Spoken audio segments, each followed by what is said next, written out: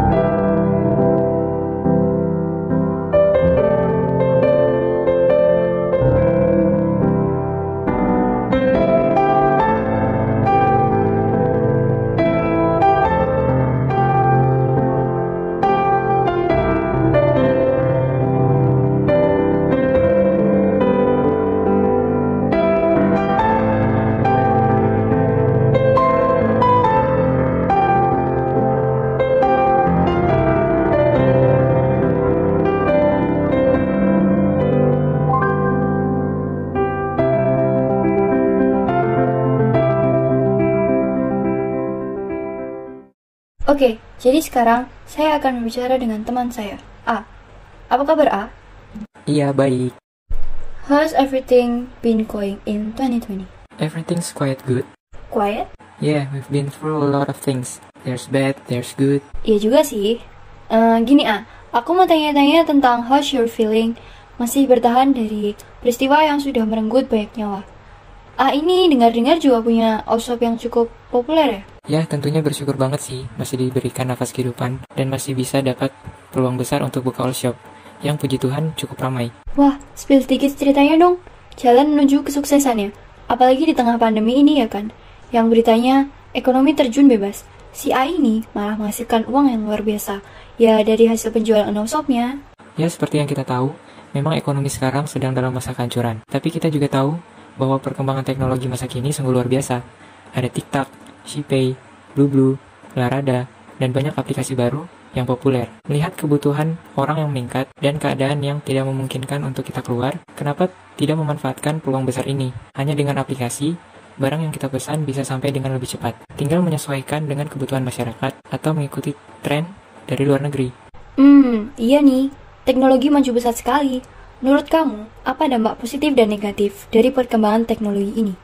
Positifnya, teknologi zaman sekarang dapat menyediakan informasi yang sangat penting dan dapat menambah pengetahuan kita.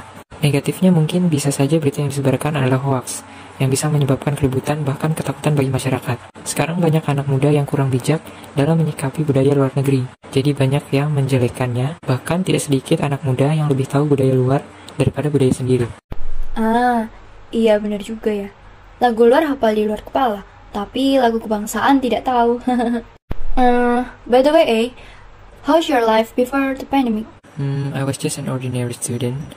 I took management business major, and I was at the last semester that preparing for graduation and making an essay, without knowing what to do after the college. Then, how's your response when you hear there is a virus spread from Wuhan? First, I think there was a hoax, and I don't really care about it, until I heard that there are 2 people from Indonesia got infected, and then I start to worry. Then, how do you live your life during the pandemic? Honestly, I'm hopeless. Plus knowing that many people are fired and our economic system is down. In that moment, I just enjoying many new online apps, and I got an idea to try my little business. Wow, just by trying, your all shop can got viral? Cool. Yeah, thanks. How about now? Now it's quite controllable. Many order came in, and yeah, all just great. Do you have plans for the future? I don't think so. Just let it flow. Let's see what will happen. And maybe I will learn something new while this pandemic. There are so many new things that we can learn. Haha. Great tough. Nah, kemarin dengar-dengar kamu juga lamar kerja ya? Di PT CBA. Nah, kenapa kamu memutuskan buat melamar kerja di sana? Kan OSOPmu aja udah oke. Karena menurutku kurang aja gitu. Workshopku ini kan bisa saja hanya sementara. Kalau sudah tidak ada peminat, ya bisa saja sudah tidak jalan. Jadi aku memutuskan untuk mencari pekerjaan tetap. Kamu ini kan fresh graduate kan? Dan kita berdua setuju kalau sekarang cari pekerjaan cukup sulit. Karena kondisi ekonomi yang masih belum stabil. Kok bisa diterima di perusahaan CBA? Apa nih tips dan trik diterima kerja saat masa pandemi? Ya, kebetulan PT CBA ini sedang membuka lowongan yang tidak sengaja aku lihat di IG saat scrolling. Dan beruntungnya tidak mengharuskan minimal pengalaman kerja. Jadi menurutku ini peluang yang sangat besar yang bisa aku ambil. Kebetulan saat mendaftar, ternyata ada 10 orang lain yang juga ikut mendaftar saat itu. Triknya adalah kita buat CV yang menarik, mungkin bisa diberikan pengalaman organisasi saat sekolah atau kuliah yang sesuai dengan posisi yang dilamar. Nah, misal nih, ada 6 orang yang memiliki CV yang menarik, dan hanya akan diambil 2 orang. Maka peluang yang bisa didapat adalah 0,4. Sangat lumayan bukan?